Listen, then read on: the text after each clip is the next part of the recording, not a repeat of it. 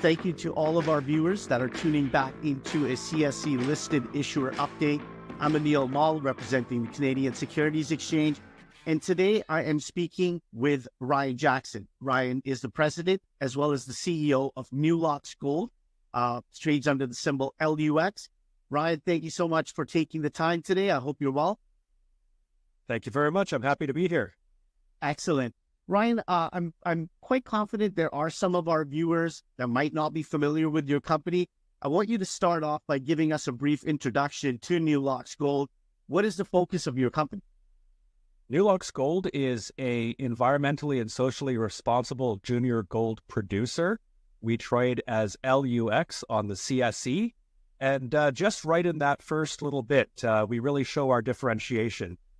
First of all, we are a gold producer. We have one asset in production in Costa Rica producing gold every month. We have a second asset that is all the CapEx is spent. It's fully built, about to come online. And we have a third asset we just announced. It's 10 times the size of our previous type of project. And that one we'll be building in Colombia, hoping to break ground this year. So first, we're a producer. And number two, we're socially and environmentally positive. Many companies, especially in the mining space, talk about reducing their environmental impacts. We actually talk about increasing our environmental impacts because our impacts are positive. So we're playing on the black side of the ledger, not the red.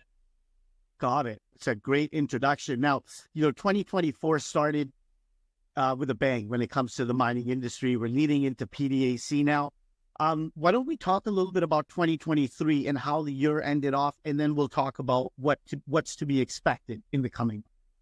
Yes, absolutely. We're at a very interesting and exciting point for Newlox Gold. Coming in from 2023 into 2024, we have one processing plant which is in operation, producing both gold and silver. And that processing plant is growing in productivity. We're planning to have about another doubling of that production, adding to the growth that we delivered last year in 2024. That is pretty exciting for us because in previous financial statements, we've shown that at the historical level of production, we were very close to the break-even point. And so we are planning to double productivity out of that processing plant and actually probably deliver a little bit more beyond that out of plant one. Coming into 2024, we also have the second processing plant, which has been built. All the CapEx is spent. And we're just waiting on the final electrical connection, and that processing plant will start to begin operations and contribute to the company's bottom line in 2024. Got it. So let's talk a little bit about the first project that you have, and that is Costa Rica, correct? Yes, that's right. Why don't you talk to our audience a little bit about that region and why it's significant, what is happening over there? So Costa Rica is a very interesting place for the company to get started. To my knowledge, we are the only foreign mining-related company operating in Costa Rica. It's known as the most environmentally sensitive jurisdiction in the Americas, and we are uniquely able to operate in Costa Rica because the company provides environmental benefits. And the way that we do that is the first processing plant actually retreats historical artisanal tailings. This is high-grade waste material from historical local miners that's basically just littered across the landscape.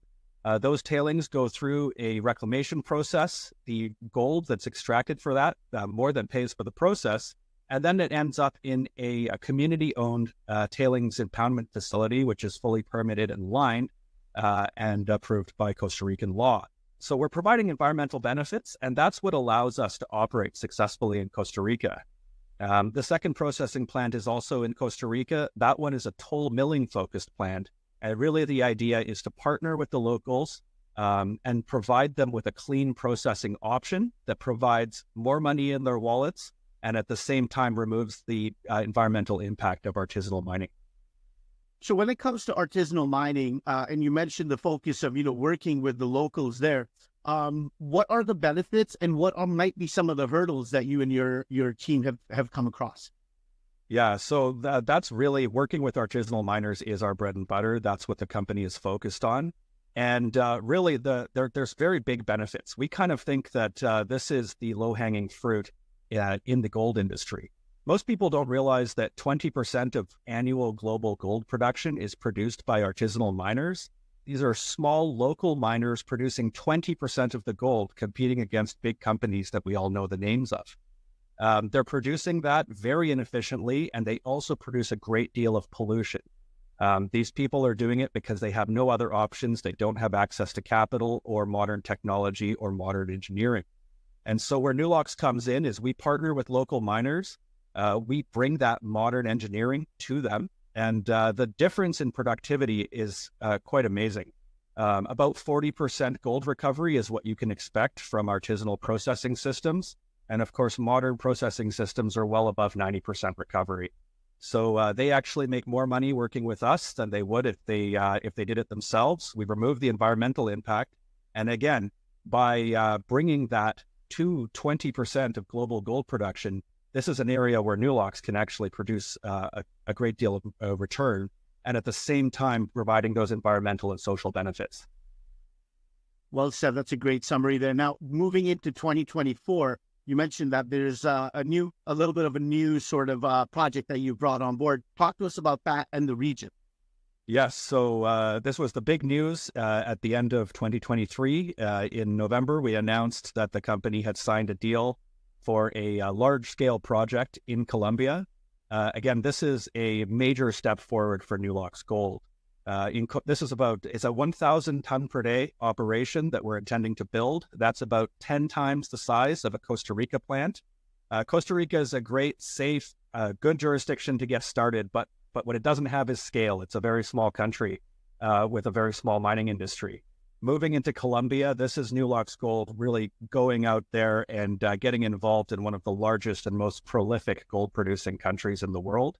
The project is in Antioquia province, which is the center of gold mining in Colombia. And basically, we're doing a very similar model. We're toll milling, working with artisanal miners.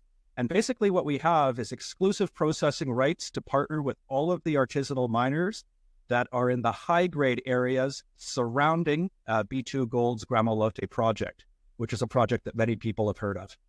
Yeah. Now, that's a great region to be in. Obviously, being next to the B2 Gold project adds to the story there. How do your team and your region stand out from some of your peers that might be doing something similar? You know, as far as comparables for Newlox Gold, we are quite a unique company. I would say that the way that we stand out from most of the other juniors listed here in Canada is, first, very quickly, we're a producer. That's a rare breed. And then beyond that, our environmental focus, which gives us a good reason to invest, a good reason to feel good about your investment. But at the same time, it opens doors for us. When we go to these projects, people are amazed how quickly we get these permits. And it's really because the government is fully behind these type of social and environmentally positive projects. As far as comparables are concerned, there are a few other companies that are doing toll milling in Latin America, and they have been successful in the past. And so in some ways, we do have similar companies operating, but we are producing, we're growth focused, and we're environmentally positive. We always encourage our viewers to go to your website, read up on the projects, do their due diligence on the team. Where would you direct our viewers to not only go do their due diligence, but then encourage them to come sign up for your press releases and maybe even reach out to you should they have questions? Yes, absolutely. I'm always available. www.newloxgold.com is our website. The mailing list is a very important thing to sign up for. Things that don't meet the materiality for a news release do end up going out on the mailing list. These are interesting and exciting articles and videos that have something to do with our industry, may affect your thesis when it comes to both Newlox Gold as well as the junior mining industry. And the company also has a YouTube channel on which we post pretty interesting content from the field. Even if you just need a moment to see how artisanal miners work and that sort of thing, there's lots of stuff there. I think this was a great summary to start the year off. Ryan, I look forward to hosting you on once again, maybe in a couple of months, where we can talk about the progress. But to our viewers, you've been listening to Ryan Jackson, who is the president and CEO of Newlox Gold Ventures. Ryan, once again, I really appreciate you taking the time to give us a little insight into what's expected from the team in 2024. Thanks again. Thank you very much. Appreciate the opportunity. Cheers.